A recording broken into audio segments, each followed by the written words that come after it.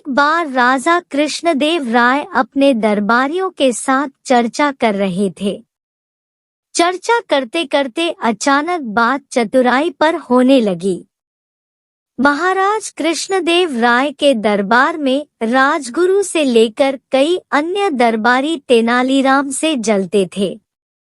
ऐसे में तेनालीराम को नीचा दिखाने के लिए एक मंत्री दरबार में बोल पड़ा कि महाराज, दरबार में एक से बढ़कर एक बुद्धिमान और चतुर लोग मौजूद हैं और अगर मौका दिया जाए तो हम सभी अपनी चतुराई आपके सामने पेश कर सकते हैं। किंतु महाराज कृष्णदेव ने हैरत में पड़ते हुए पूछा, किंतु क्या मंत्री जी? इस पर सेनापति बोले, महाराज, मैं आपको बताता हूँ कि मंत्री जी के मन में क्या बात है। दरअसल इस दरबार में तेनालीराम के अलावा किसी को भी अपनी चतुराई साबित करने का मौका नहीं दिया जाता है। हर बार तेनालीराम ही चतुराई का श्रेय ले जाते हैं, तो ऐसे में दरबार के बाकी लोग अपनी योग्यता कैसे दिखा सकते हैं। महाराज कृष्णदेव राय सेनापति की बात सुनकर समझ गए कि दरबार के सभी लोग तेनाली के विरोध में उतर आए हैं।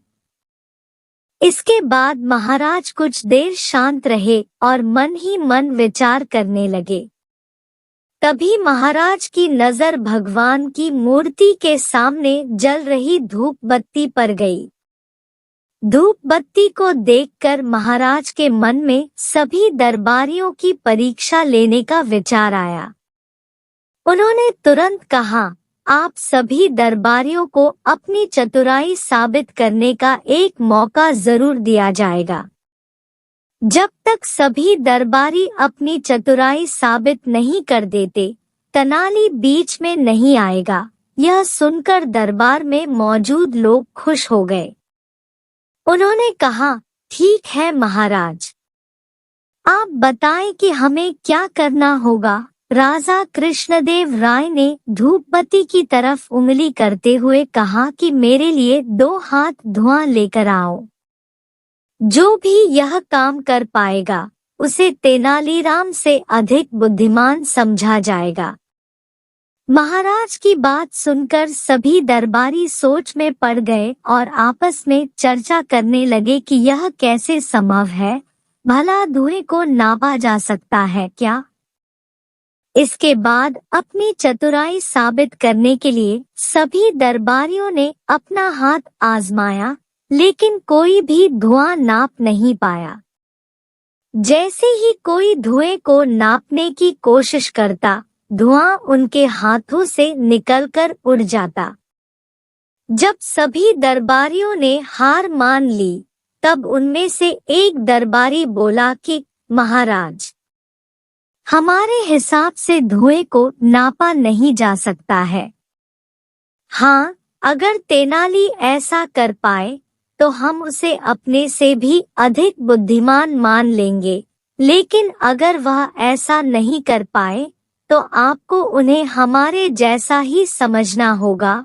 राजा मुस्कुराते हुए बोले, क्यों तेनालीराम, क्या तुम तैयार हो? इस पर तेनालीराम ने सिर झुकाते हुए कहा, महाराज, मैंने हमेशा आपके आदेश का पालन किया है, इस बार भी जरूर करूंगा। इसके बाद तेनालीराम ने एक सेवक को बुलाया और उसके कान में कुछ कहा। उनकी बात सुनकर सेवक तुरंत दरबार से बाहर चला गया। दरबार में चारों ओर चुप्पी छा गई। सभी यह देखने के लिए उतावले हुए जा रहे थे कि आखिर कैसे तेनालीराम राजा को 2 हाथ धुआं देता है। तभी सबकी नजर सेवक पर पड़ी, जो शीशे की बनी 2 हाथ लंबी नली लेकर दरबार में वापस आया था। तेनालीराम ने उस शीशे की नली का मुंह धूप बत्ती से निकलते धुएं पर लगा दिया।